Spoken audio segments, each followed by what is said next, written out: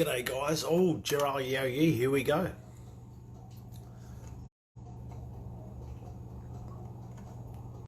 Did we wait for, have I got you, Jharal?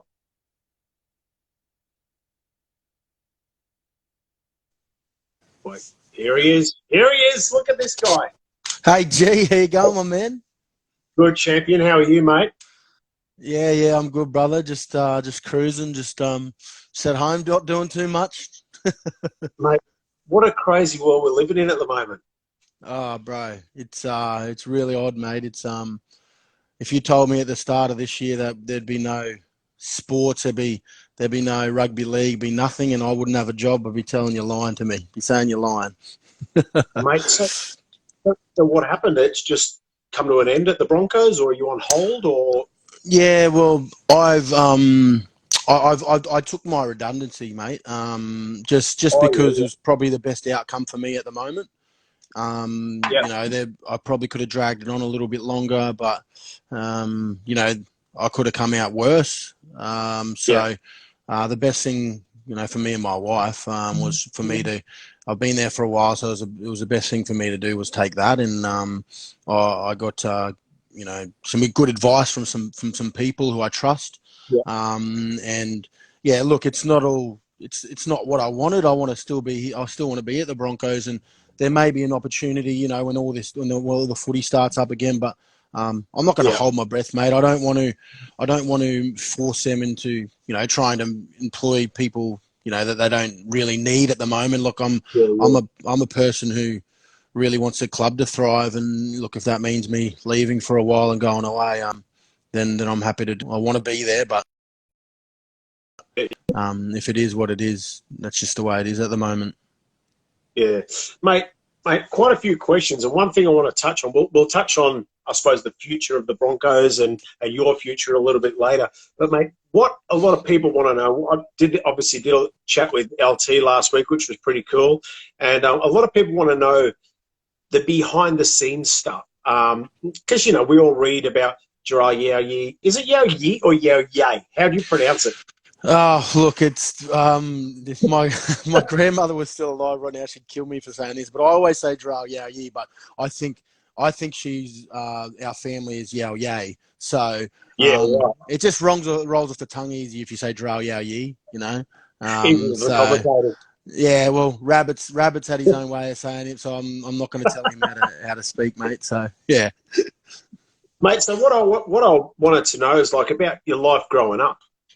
Where you from? Where did you play junior footy? The behind the scenes stuff that general people don't touch on. Everybody knows you scored tries and obviously your injury and what you're doing now. Tell us a bit about the life of Jharal as a kid. Did you do? I know you're an Arsenal. That's going to come in there. Yeah. Where were you born? What happened in your childhood?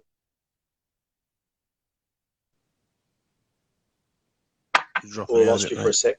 Oh, there you go. We're back. We're Got back. me? Yep. Yeah. Nice. Yeah, well, for me, it all started. My family's from Rockhampton. Um, Yep. I was born and raised though in Brisbane, so I call Brisbane home. To me, on the north side of Brizzy, north side of Brizzy, in a little area called Capera, Arana Hills, Mitchelton is where my whole Oh, yeah. family basically grew up, and here on this side of town, and on this side of town as well. And yeah, look, I think sporting wise, it was always in my family. My mum was a very good soccer player, and so was my auntie. They played for Australia and they went overseas Oh, and stuff really? like that.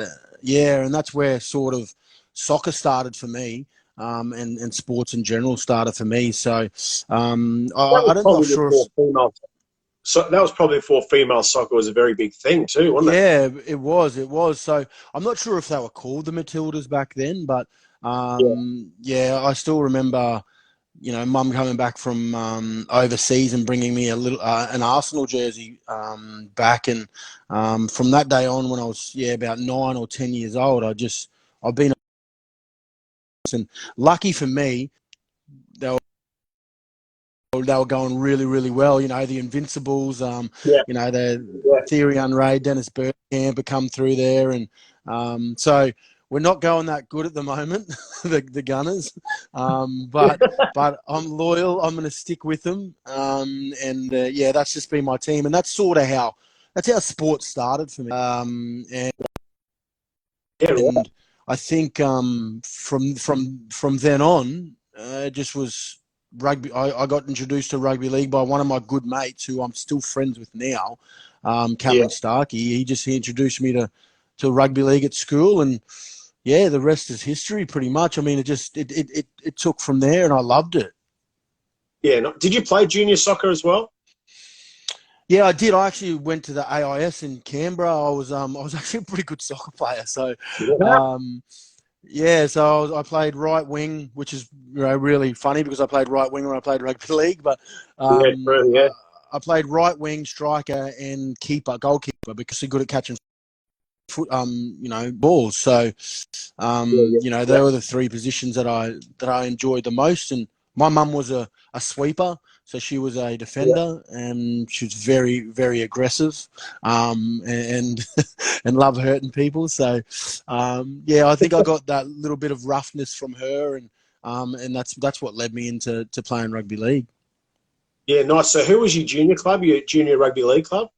Junior rugby league club. I first started my first year at West Arana Panthers here on the north side, and then I played one year with them, and then left and went and played the rest of my junior footy with Norse Devils, and then my senior footy with Norse Devils, and that's where I got picked up by the club. Mate, speaking about getting picked up by the club, so did you go for a trial, or had they seen you? How did it actually happen? This is the stuff that general public that haven't been involved in professional sport, they want to know these feelings, and especially kids as well, because they want to know, like, oh shit, there's still a chance for me yet. You know what I mean? A lot of kids, I said to LT last week, I said, mate, a lot of people hear about these great fighters with perfect amateur records, but you know what? It ain't real. It's sometimes we learn and we be successful because of failures we've had along the way. I'm a big believer in that. Like LT said, he didn't play junior rep footy until he'd already signed terms with the Broncos. So what can you remember that first inkling you had about, gee, there's an opportunity, it might become a professional footballer? Well, I do remember like it was yesterday, and you've said it perfect, G. You've got to fail so many times to know that to be successful, and I think young people don't understand that. Failure is a key to success. I mean, like, firstly, before we go into that, I mean, you won't even know what success feels like if you've never failed. So I think... that's a good key for kids to take away from, playing sports. You're not going to win everything, and if you do, well, then you're just a freak. And they come around. People like that come around, and they just do. But they're once in a lifetime. Parramatta actually picked me up in 2017 at the start of 2017, and I actually went to Parramatta. I actually went to Sydney and played a bit of SG ball and Harold Matts down there. I was on scholarship. How old were you then? I was 17. So I was 17. I just turned 17 in December, and I'd gone in about January, February at the start of 2007. 2007, not 17. Sorry, No, no. I was 17 years old. So that was. I just got told that I wouldn't wasn't big enough, and I wouldn't make their side down there. So that was upsetting during that first, because I got a taste of it, right? And I wanted more professionalism. Like, I was training with professional coaches. I was training with, people in the gym, and I just started to get this routine. It's like being in school, man. Like, you leave school and you basically go straight back into school. They tell you what to do. They give you your programs. You just got to turn up to class and not fail, basically. So that's what it felt like playing footy, coming out of school. And I was a little bit upset because I thought that was it for me. I thought my dream was over. I was like, man, an NRL team has told me that I'll never be anything. But the other part of me was being stubborn, and I loved people telling me that I couldn't do something. It's been happening all my life. So I got that piece of advice. went back to North with it, had a killer year. I played 6 or 7 cup games at 17 years old, which not many kids did back then. And from then on, the Bronx offered me no money. They offered me a trial and train with them. And I said, man, definitely. And look, if anyone who has been with the Broncos know that it ain't just about the money there. You get so much gear. You get looked after so well. Like, it wasn't about the money at all for me. I mean, I'm turning up and getting Nike boots. I mean, me and my mum and my family, we couldn't afford Nike boots. So, so the boots for me were Nike boots for me were like, I think I got like 5 pairs of runners, joggers, boots, and then all my Broncos gear, and I was like, this is the best day ever. So that's where the Broncos sort of journey started for me, and I turned up day one, and I met people like, who were household names, like Andrew McCullough, Alex Glenn, Ben Hunts, Jerry Beals, Josh Hoffman, Josh Maguires, who are household names. They become really close mates with me from day one. So was that 20s back then, and you all played in that 20s side? Yeah, so so it was 20. So 2007, I turned 18 in December, so I was still 17 at the time before preseason. So look, it was and even all those boys were like just turning 17. So we had a pretty young 20 side that year, but the potential that grew from that side. We had about, I think from that top 30, we had 16 kids who would debut in the first 2 years of the year, 2 years after that 20 side. So there was some serious talent in that side, and and look, I think I thrived off a lot of those kids who I played footy with, man, because you come to a squad that's like, oh man, I could lose my position here. So you gotta, it's healthy competition, and you bust your ass. And the one thing I found out about myself is that I hated getting beaten when I started to get to that level. So I refused to get beaten, and pretty much from then on, I started every game, and the rest, it got pretty cruisy from there because I got comfortable. So were you always a winger, like junior footy as well as under 20s? Were you always a winger? I started in the halves when I first played. And that's just because I think I was quick, and I didn't, when you're younger, you don't really have to pass a lot of balls when you're in a young age. They sort of just want you to dummy go, show. And that's what I think a lot of kids miss these days about how we play the game of footy. Run first, if you're a half, run first and make a decision after, in the going. So, look, I started there, moved pretty quickly to fullback, because obviously I had those half skills to play out the back, and then just found my niche when I made debut in that cup side for North that year on the wing. That I just knew that this was my position. I don't have to do a lot in the middle. I get to carry the ball when there's broken play, and finish the tries off, and that just seemed pretty, like how I would play my footy. So, as I got older and older, and Hodjo pretty well, I started to delve a little bit more into wanting to play on the centres, because we knew the old boy was getting pretty old. And, he was going to retire one day. And look, we obviously didn't want to go find another centre. And that's probably where I would see myself being playing now if I was still playing the game. Yeah, right.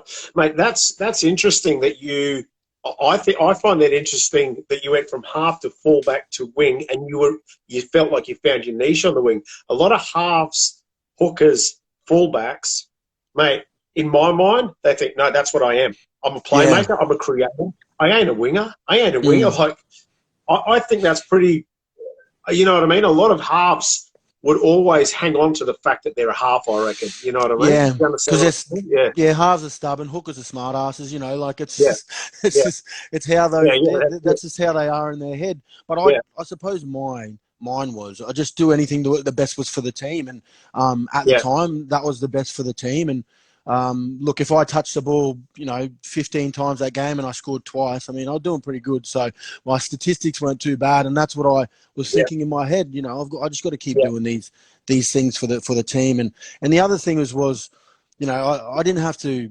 I know I was fit, but I didn't have to. I got to use my energy when I wanted it to on the wing. So I go in there and help when I want, and pick my times. And I think I got smarter as I played footy too. I always didn't have to be in the middle and chasing the ball all the time. I knew when it was time to go in there and do something. And I also just loved the big plays. Like I loved scoring tries that just win us the game. And that's what halves you don't see that, unfortunately. And I think that's what really dragged me towards the wing, is that I loved having that limelight and being the pretty boy and the big time, so and then I just loved it. So I just found myself there, but I definitely could have seen myself moving into the centres, because I had such a great mentor in Hodjo in the centres to move into there. And I probably got a little bit slower as I was getting older, because I was getting bigger and stronger. So we need those younger kids on the wing who love to just run and I just give them the ball at the end of the day. Mate, one of the questions I just saw before somebody just put up there, what was your did you have any what was your routine before big games? Did you have any things that you did, like, I don't know, certain music, eat certain food, that sort of stuff? Yeah, most definitely. I had a routine, and I still, when I coach now, I still tell kids that it's so important to get your routine when you're young, because you're going to keep it for the rest of your life. And I think I learned off, the people like Cooper Cronk, that routine is a lot, and you got to make sure you keep it. My routine was, it doesn't sound like a routine, but I would get to the game.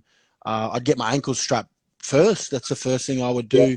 I'd put my headphones in and I'd listen to the same music week in and week out. But I'd walk around in my budgies, probably till 2 minutes before the bell, before kickers and catches would run out.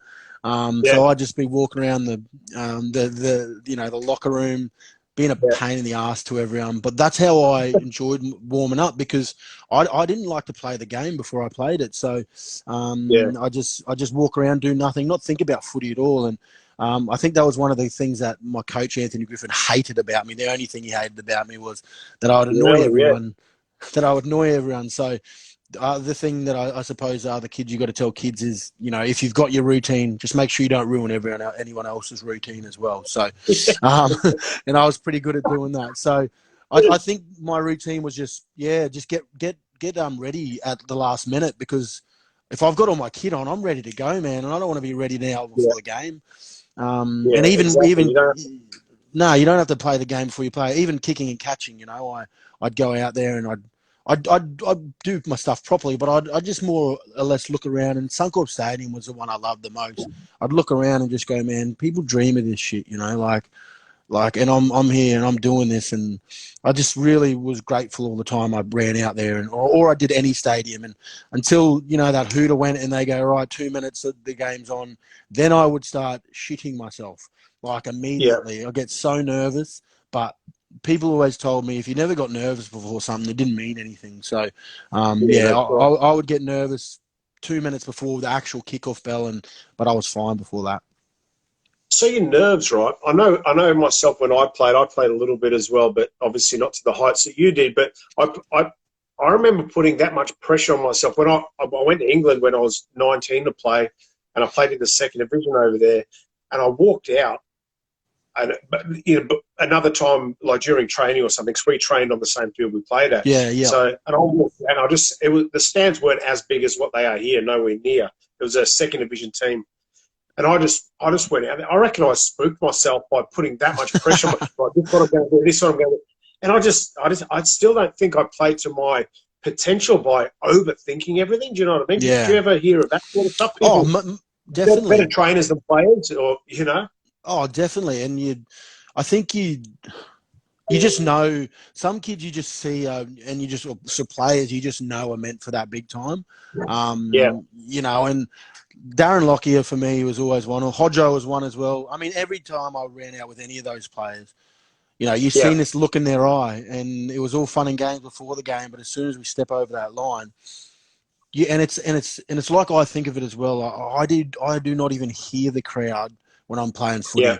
I do not even think of them until I score a try, or until we're winning the game, until I know it's time to switch off. But when I walk over that line, I literally flick a switch and go, yeah, it's game on. Like, this is what we're here for. Like, I'm ready to go. I'm losing this game, and I think that's what the difference is. To you see a lot of players make it, and they crumble under pressure, and not me, bro. Diamonds are made under pressure, so I Right, think that's right, yeah. that's some You got to people just. rise. Yeah, some people just rise to the occasion, and I loved it. I absolutely loved it. But you switch off. You don't even hear the crowd, and yeah, I just think that's what happens, and that's the way I felt like when I ran on the field.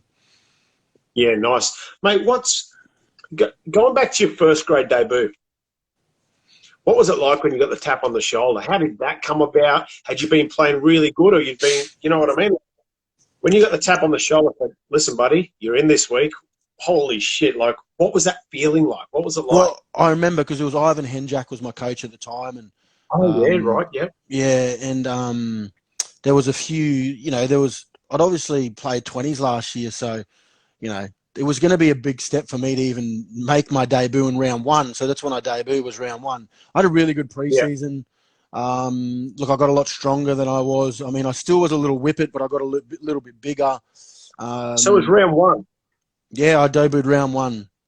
So did you have weeks leading up knowing, or was it like no? Yeah, right. So you play your trial matches, and they basically pick you from your trial matches. If you've done well enough. So I felt like I'd done enough to play in my debut game, and I walked up to Ivan's room, and you never know what's going to happen. Like, you could be up there because he could be like, "You look, I can't pick you this week," or you could be up there. You could be up there because you could be in trouble. Like, what did I do on the weekend? So there's a few things rolling through your mind. But I still remember, like it was yesterday. Like, he just said, "How would you feel?" Starting for us in the number 5 jersey, and like that gave me goosebumps just saying that then, because that jersey, when I got that jersey to play in under 20s, that number 5 jersey, I still remember like it was yesterday. I said to Benny Hunt, I said, "But it's going to take a lot of people to take this jersey off me. I love this number." And I said, I'm never going to give it up that easy. And the other reason was because I knew the people that had played in that jersey before me, that I didn't want to disappoint. So you've got Lottie, you've got Wendell, Sailor, who paved the way for kids like me to really be successful at this club. And it's a lot of weight. It seems like a lot of weight on your back, but you just, it's the Broncos, man. You go out there and you just do Broncos things. And I don't know how else to explain it, but that week was just like, I even say it to my best mates and all my mum and my grandparents, I was like, man, just all those times you drove me to training, all those times you did all this stuff for me. We scrounged up money for me to go on footy camps, to, do stuff like that. And they're the things you think about before you play your debut, not about the preseason or anything like that. You think about everything that's led up to this moment. You go, I've busted my ass and my family's busted my ass for me to be here. And that's what makes it so much sweeter. Honestly, so much sweeter. And then you go out there and, like you said, the first time you run out, you're like, don't stuff up. Do not stuff up. Yeah. How did you play your first game? Yeah, I played really well, actually. I scored a try on my debut, so I was pretty happy with that. But I think the people that were around me made it a lot easier for me. I mean, Kay Carmichael was my fullback at the time, and that made it a lot easier for me. Hodjo was injured at the time, but Israel Folau was my centre. He'd had years of experience. Darren Lockyer, Peter Wallace. Lockyer was my half on this side, and Sammy Thaiday was my second rower. So, you think about who was inside me. I had Israel Folau, Sam Thaiday, and Darren Lockyer. I mean, all I've got to do is ask the question, am I doing something wrong, or if I'm doing something right? And I wasn't really too much of a panicker on the field. I just I just would ask. I keep asking, just do I need to do anything more? And Kay would say, more runs, get more meters for us. Just don't drop the ball, catch it on the full. It's what we want. It's just things that you go and the whole training regime during the week. You have to nail, and that's just how it went. And I was pretty lucky. I was surrounded with some grouse footy players, man. So how was the try on debut? Just How did I put it score? over? Did you have a bit of running to do, or? I had a little bit of work to do. Ty Williams was my my winger who was opposite me, and obviously I knew he was a great footy player, and I was a bit nervous to play against Queensland. So yeah, it wasn't a lot of work, but it was, for me, it felt like a lot of work. I mean, we were 10 out, and Kay threw a cutout ball on the fourth tackle, and it bypassed Izzy, and I caught it. And it sort of was like, I probably had like 3 meters to beat him in. But it was just a little left foot jink, ball in the right hand, and put it down right in the corner. And for someone who hasn't played first grade before, and your adrenaline just takes over, man. So you basically just go, no, there's nothing stopping me from scoring this try right now. Like, I bet you felt like it couldn't come quick enough, though, could you? Like, I need to put this ball down. Well, that's the thing. I didn't score until to even it up. That was the 75th minute. So I scored right at the end. And then Peter Wallace kicks a field goal for us to win it in the 79th minute. So, as a debut goes, for someone who's 18 years old, it was huge, humongous. And if I don't score that try there and I stuff it up, I probably don't take a lot of confidence out of my game.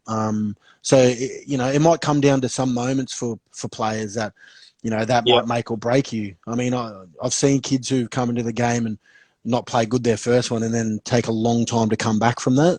But I don't think I had a problem with, confidence. I think it was just consistency at the start of my career. And like everyone, you just need to get that right before you can be a superstar in this game. Yeah, that's right. So, mate, if you'd have had a shocker, if you just hadn't played well, how do you think you would have got over that mentally? What would you have done? So obviously you've had bad games. Everyone doesn't play every game. That's great. What have you done, I suppose, from your own experience to get yourself up and go, no, I've still got this. I can still do this. I just had a shit day. Yeah, it's just forgetting about it, honestly. And it's hard to say that because, I mean, personally, if I know I've had a terrible game, like a bad one that I've put my team in really bad positions. But I'm also, I'm a half, half glass, half full type of guy. So I don't just think about the bad stuff. I think about all the great stuff, good stuff I did on the field. So, me being upset will probably last 45 to an hour, and then I'll get over it. I just move on because they can't change anything about it. I mean, like, what am I supposed to change? I'll have to get the training on Monday, and I know that I've got to do those things better than I didn't do right. And that's what makes a good footy player and what doesn't, I think. And like the people that I followed were always people like that. So it's always about latching onto people who were good. Lockie was the first one to train, last one to leave. And, they're the people that, made sure. And if he lost the game, he was upset, but he moved on pretty quickly. But he made sure on Monday when we turned up, he made sure he said to us, we need to bust their ass to fix what we've got wrong. And I think that's what kids can take away from, the game. You just got to remember that there's always next week, man. There's always another year to better yourself. And whether that's in sport, I mean, if you don't play sport anymore, my life now is lifestyle. I mean, what have I got to do? If today is shit for me, what have I got to do to make it better tomorrow? What did I do wrong today? So I try to take a lot of my footy analogies and use them in my life, I think. And I think that's the biggest thing that I've done. And like my routine, you just got to keep it going and make sure you stay on top of it. Yeah, no, 100% agree. When I'm working with kids all the time, I'm letting them know, look, if you've had a bad start to life, and I think this is a similar sort of thing as well, getting over things. If you've had a bad shit, if you've been dealt some shit cards, you know what? We've all got a shit story. Everyone's got a shit story. Yeah, definitely. But you either choose to live by that and let it drag you down for the rest of your life, or it can be a part of your life, but you can put it to the side and go, right, because of that, it's helped me grow and help me move on and make better choices, I think. Oh, definitely. And I think this generation, unfortunately, just hold on to things too long. And you're a better person if you just let it go, and or if you want to hold on to it, mold it into something that's going to make you a better person. You know, like Exactly, you said, yeah. mold. You're the only person that can make yourself better. So, just make sure that this thing up here is the best thing that you've got. You know, your mind, and if it's not positive, then what else do you have? So, like you, G, like people have been dealt shit hands. You got to move on, man, and put onto that shit for the rest of your life.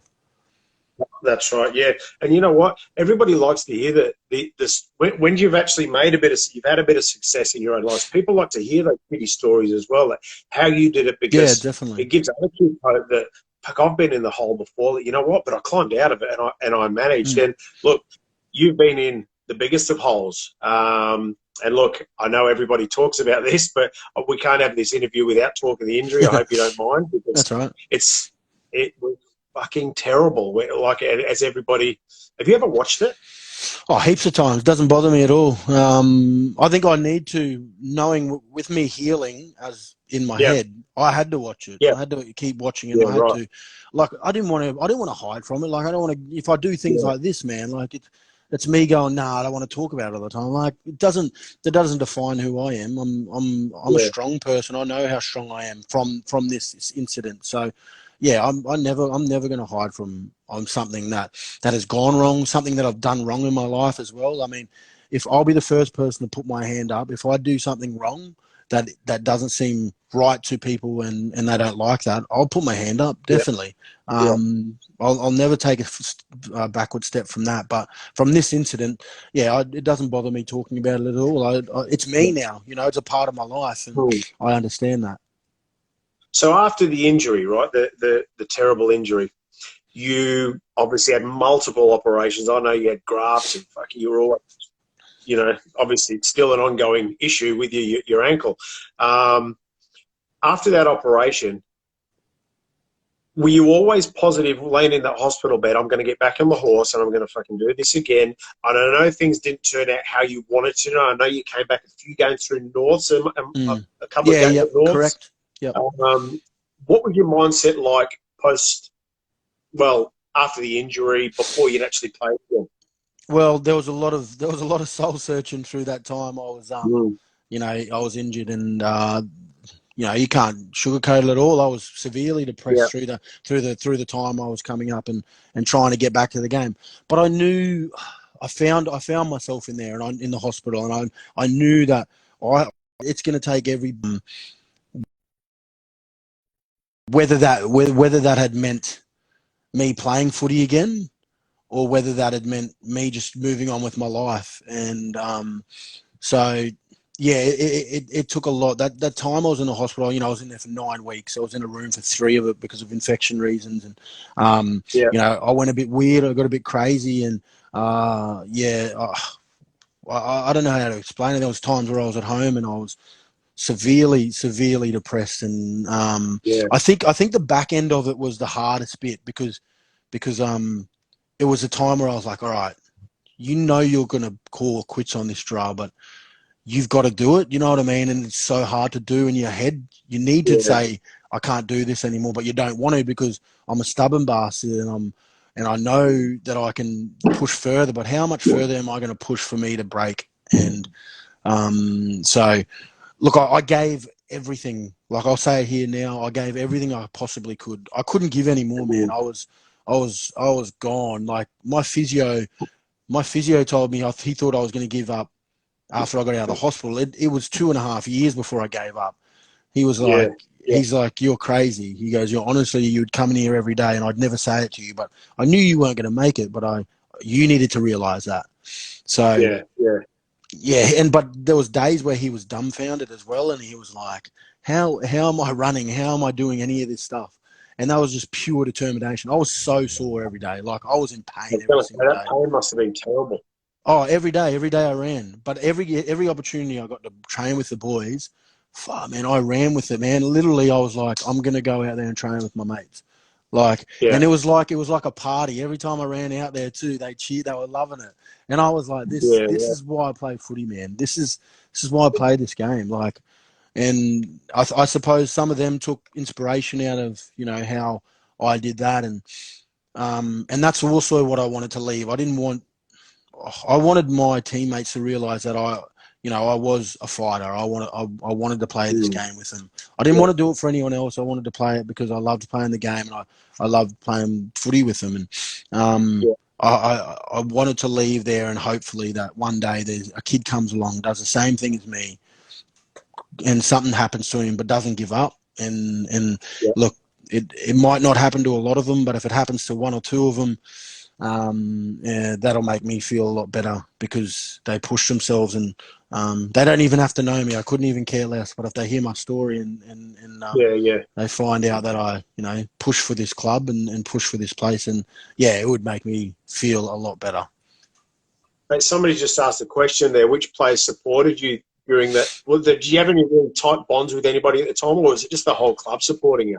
Oh man, there was a lot of boys who were my close mates through it all, and it's hard to single out a lot of them because they were all there. They were all there, but you know, I probably put it. You know, when I was at home a lot of the time, I lived with my little brother, so he was huge for me. He's not much of a talker, but he constantly asked if I was okay, and that's all it takes for someone to do, I think, sometimes, because there was times there, where I thought I was going to turn a really bad path, and if it wasn't for him most of the time, I think, I would have, you know, touched. Well, you know, I possibly might not have been here if it wasn't for my brother. So, but you know, people like Benny Hunt, Macca, Hodjo, you know, just the whole team, Hoffy, Joshy Hoffman, just the whole team who constantly visited me, who didn't like going to the hospital, but they turned up anyway. The boys hated the hospital, but they still came for me. And then when I left and went home, and how many times they visited, and that showed me that I've got mates. So now I've got to give a bit back to them. You know what I mean? That was like, all right, they're giving a lot to me. Now I've got to give a little bit back and push and bust my ass to try and play footy again. Yeah, nice, mate. So, if I remember, look, I haven't researched this, but I think I remember that you might have played 2 games for Norths coming back. Yeah, so I played more actually. So I played 2 games for Broncos in trial matches. I played 2 trial matches for the Bronx. And then I played about 8 games for Norths after. Did you play second row? Yeah, I did. Yeah, I played in the second row. Yeah.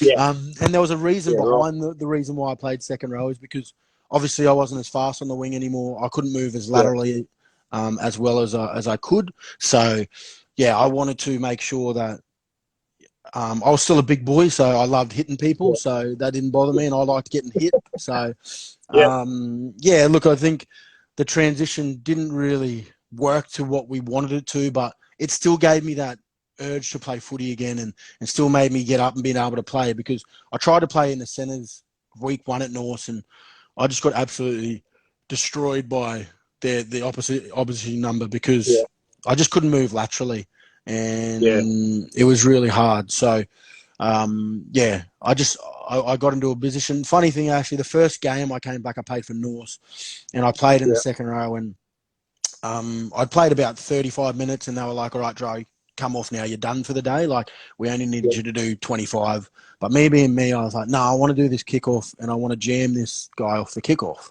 And I looked down the other end of the field, and I said, kick it over this side. He's about 120 kilos, this bloke. And I'm like, and one of the boys go, nah, I don't think it's a good idea. I was like, and pardon my French, but I said, fuck that. I'm going to whack him. I'm going to absolutely whack him. Ended up knocking myself clean out, like proper clean out. And this is still when you could stay on the field when you got knocked out. So got back up, and everyone was sort of like, oh, this is bad. This is really bad. My whole team came and watched, like all the Bronx boys. And then I was like, no, I'm staying on. And then the next play, did the exact same thing, jammed someone, but knocked myself out again. But they lost the ball, and we scored off it. And then I got up, and I was like, yeah, I'm sweet to come off now. I'm good to come off now. Mate, I hadn't had contact for like, you know, months and months. So I was like, I couldn't care less, and probably lost a few brain cells along the way, which is not a good thing. But Yeah, just it happened the way it was. I know when you've been in the boxing gym, you've just said, I just like wearing my mouth guard because I feel alive again. Like I can hit Yeah. and I can Oh man. strengthen that contact. You must miss that when you're a combat when you're used to contact in your sport. It's so hard to explain to people who have never had it before, but you need it. You need it to feel alive. Even when I was getting hit in the head, bloody hell, when we were sparring, Yeah. I just didn't bother me. Like I was like, this is gold. Loving it. Yeah. Yeah. Until I get knocked out, you know, and then I'll probably regret it. But no, I just enjoyed having my mouth guard in and biting down on it and just getting real gritty again and having a go. And that's what I think that's what I missed and what I wanted the most. And you know, when you play the game of footy, man, you don't realise how much you get bashed until the next day and you wake up and go, holy hell. Oh man, my body is so sore. But I wouldn't change it for nothing. It's something that I love doing and something that I wanted to keep doing. Mate, what's your number one moment on the footy field? Have you got a day whether it's a whole day or a play, did you have a game where you went, you know what, that day I was on, doesn't matter who was in front of me, they were getting beaten? Or did you have one play? There's probably one play where I knew that, you know, I sort of could just see things differently to other people. And that was probably my try against Jonathan Thurston. That is fucking freakish, that try. That was my second year of first grade. You know, we needed to score a try to win that game to put us in the top four in the finals. And it was just, it just happened so it just all happened so quickly, but I just knew what I was doing for some reason. And from that day on, I just had this confidence that you couldn't take away from me. And I just knew when that had happened, every time I touched the ball, after that, because that year I actually was 18th man for Origin in my second year of first grade. So, so I was 18th man in 2010. I debuted in 2009. And then after I got back from that camp, my confidence just went through the roof, just being around players who were elite at the elite level. I didn't play that year, but I just knew it had changed me as a player. And I wish some people got that opportunity that haven't been playing outstanding footy. They get that opportunity to go in those camps because it changes you as a footy player, man. And I come out of there with all this confidence. Come out with confidence. It was pouring out of me, and I just was like, I was running into tackles, and I was like, man, people are just falling off me. I was like, this is crazy. And then 2011 came along, man, and I started that year I had spiders on me every game. It was just like every single game I was playing with confidence, and I'd walk off and, you know, people would ask me if I score something or I did something, how did I do that? And I said, I don't know how I did it. I just did it. You know, it just happened. And I'm so just so confident at the moment. It's just how I'm playing footy at the moment. So, my probably proudest moment is playing for the Indigenous All-Stars, in the inaugural year with Preston Campbell, because he was my idol. So he was my captain, and I thought he'd been retired. Was it Preston's? His vision. Yeah. So it was his vision. Yeah. He was my idol, and then I played in this game for my people with my idol, and in the first Indigenous All-Stars in the inaugural year. So no one will ever take that away from me. So that moment was pretty special. Was pretty special. But I think the most nerve-wracking and mind-blowing moment I ever had was playing Origin. That was a different beast. It was, and you can be as confident as you want, but you go into that game and it feels like you're getting hit with bricks. Like people are hitting you with Besser blocks. Like that's how hard they hit in that game. Why is that? I think, you put so much energy into it, and so does everybody else. Or yeah, definitely. And it's, you're not going to let anyone down. That game, you can be as fucking tired as you want, but you just will not let your mate down. Like you just go and go and go, and you think you're tired, but you're not. You just keep going and going, and I think that's what you get the best 17 in the whole competition, and you get them bashing each other for 80 minutes. and that game goes up. That goes to the death every time. It's not, there's nothing. But I still remember my first Origin run. We kicked off to them. They went their set of 6, and then they fifth and last kick straight to me, and I remember catching it and running backwards while I caught it and turning around. And I've still got the picture in my house of me taking this big, deep breath and going, oh, shit, this is about to happen. Like, I'm about to run at all these people. And I thought to myself, like in this split second, I thought, all right, where am I going to run? And I seen Paul Gallen, and I went, all right, there's no one going to hit harder than him in the game. So if I just get this over and done with first, then let's just do it. It's the worst it can be. Yeah. So I ran as hard as I could. He jammed me, like, absolutely. I got whacked by a few of them, but I got up, got to play the ball, and I thought, all right, sweet, we're good to go now. And I can do this. And, when I look around the field as well, I think to myself, I'm like, man, this is my 3rd year of first grade. Do I deserve to be here with these people, like this caliber of, talent? And, man, it's not only the game, but when you go and have the piss up, it's fun. It's so fun. Like, that's the stuff you never think that's going to be cool either, when you're growing up. But that stuff is fun. The bonding stuff was enjoyable. Training every day. My roomie was JT, man, it was my first roomie was Billy Slater. Actually, my first ever roomie I walked in with, and I'm an idiot. I walked in and said, hey, mate, I'm Jharal Yow Yeh. And he goes, yeah, I know who you are, you idiot. But just me being me. You still felt like a young kid. Oh, yeah. I felt like a young kid. Well, I was 20, so I was nervous as. And, true. So, that was a pretty funny moment. And till that day as well, Bill never used to, every time I went to hotels, he always untucks his sheets out of his bed so they're not tight. You know how they tuck them really tight? Ever since I travel now, that's what I do. So, it's funny. Mate, I've so did you play that whole series, game 1, 2, and 3? Yeah. And was it a whitewash or was it 2-1 or Nah, we lost the second game 18-12 down in New South Wales, and then we came back up here, and it was Lockie's last game at for Queensland. So I think we ended up dushing them 32-20 or something. So that last game we put them away pretty well. Like, say this didn't happen to you, but say like you play game 1 and you lose and then you get dropped. You know what I mean? Do you reckon players would still have that feeling? When you're not playing first grade, you're playing reserve grade, and you hope the bloke in front of you break your fucking leg just so you can get you. Does still people still have that, or are they all go Queensland, or are they like, fuck you, break your leg? Nah, I mean, if you are like that, then you shouldn't be in that team, man. Like if you have that mentality of, I hope he, not hurting you, or I hope he doesn't. I hope he doesn't hammer you, but I hope he doesn't get picked or.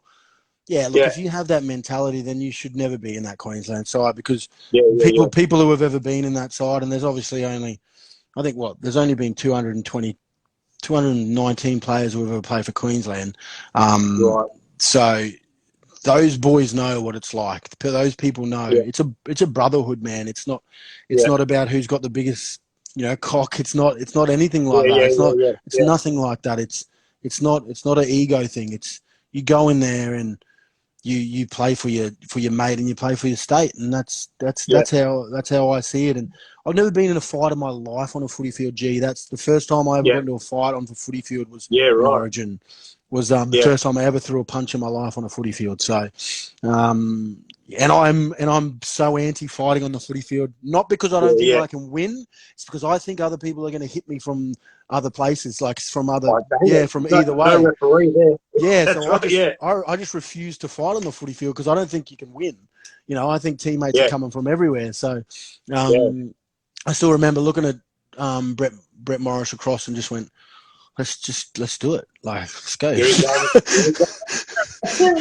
And that was one of the coolest things that happened. So, never again I fought though, never again, because I think those moments are made for Origin, and that's right. I think the game is, since the Paul Gallen and Nate Miles situation. I think the game's gone not soft. I wouldn't say soft because it's not soft. The game's too hard to be soft. I think I think everyone's a bit more cautious now. And but what scares me about that is, you think no one's going to punch you, but if that other person's got a vendetta, man, they're going to punch you no matter what. So you don't put your hands up at all. You don't guard yourself. It's scary because you know who you're trying to fight. They could snap at any minute. I didn't even prepare to ask this question. Back where even before your time, when they were really allowed, well, I suppose in your time they did as well, but when people were allowed to punch, or it wasn't like go out and, well, I suppose some coaches did set it up that you go out and punch. Do you reckon some of the guys nowadays, how long has it been since no punch rule? 8 years or so? Maybe not that long? Yeah, I think it's been about probably about 5. Do you think some of the guys playing now would get away, would still make it at the top if they could still get intimidated by those enforcers that used to crack those little halfbacks and that? Would they still make it, or do their ball's not big enough?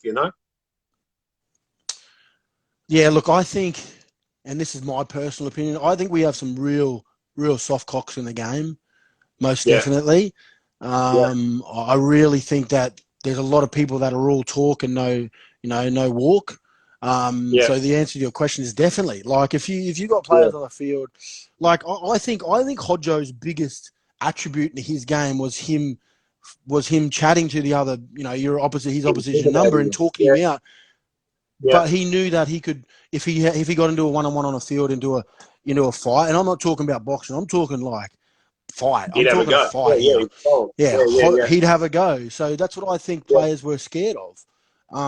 You're definitely right. I mean, if you go into a game now and you put in someone who is going to bash the other second rower or front rower, or not run over the top of them, but if they get smart, they're going to get their head bashed in. Yeah, then most definitely there'll be some boys that wouldn't make it these days in the game. I think. I obviously think we've come a full circle, and we're probably not going to come back to having this brawls in the game anymore, unfortunately. And I don't condone it. I definitely don't think it's right, but I think it has taken that tiny bit of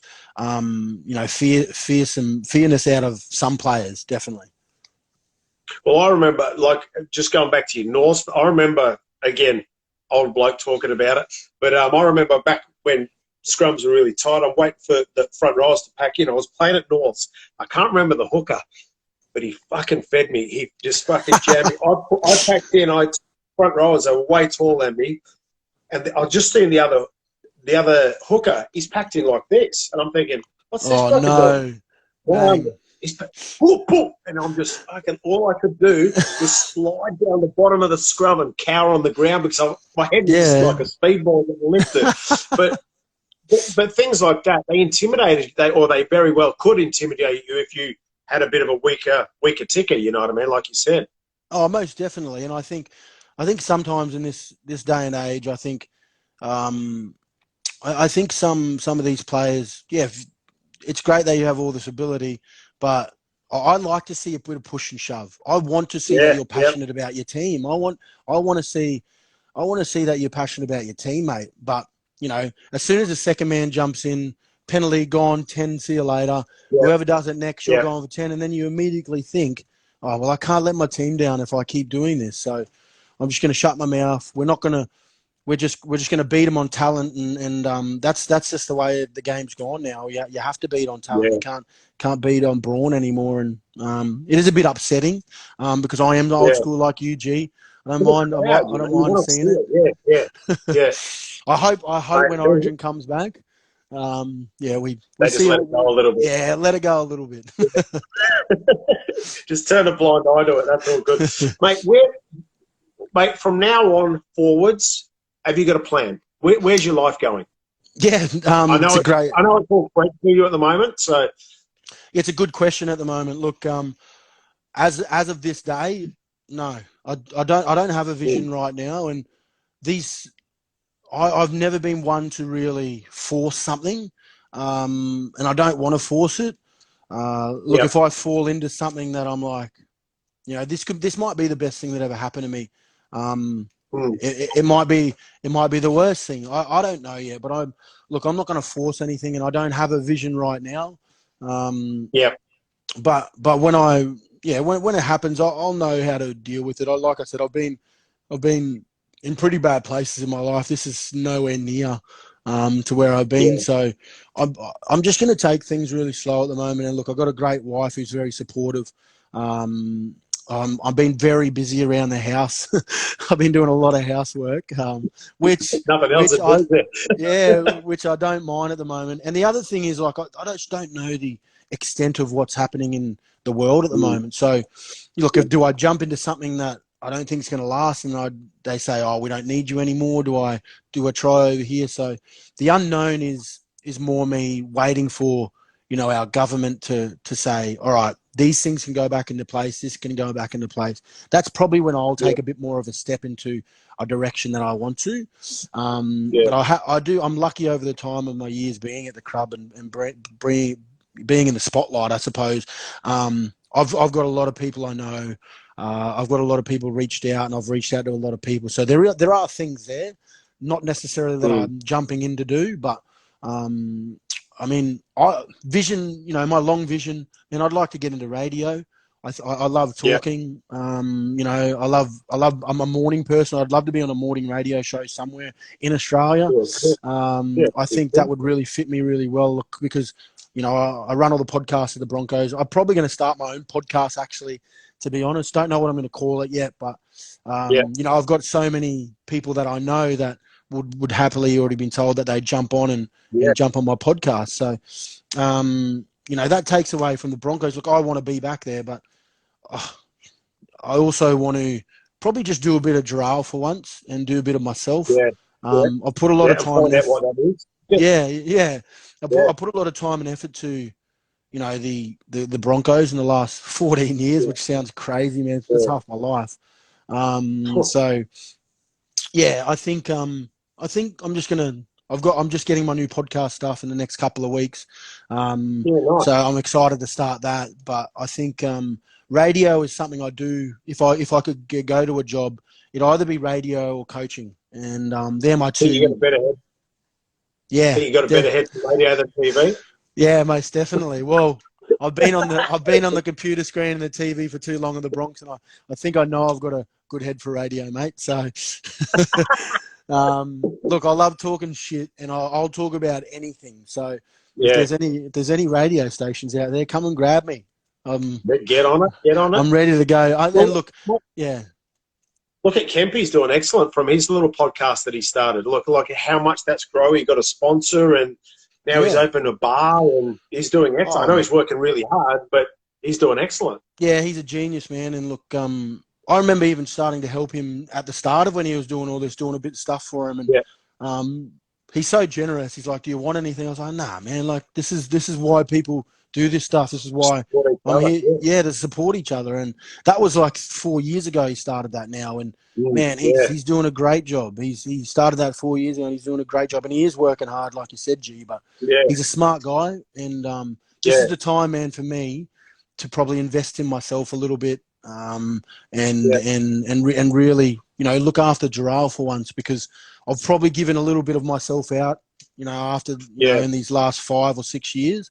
I think, and my wife said it best. She said, you need to give yourself a bit of love, and make sure that you look after yourself. So, look, I can see if anything I start, I know I'll be successful with. It's just about, because I'm so professional of what I want to do, I just got to go do it right. And if I don't, I'll be annoyed with myself. Mate, I think that, like, whether you're a successful athlete, successful businessman, successful in anything, successful family man, whatever it is that you're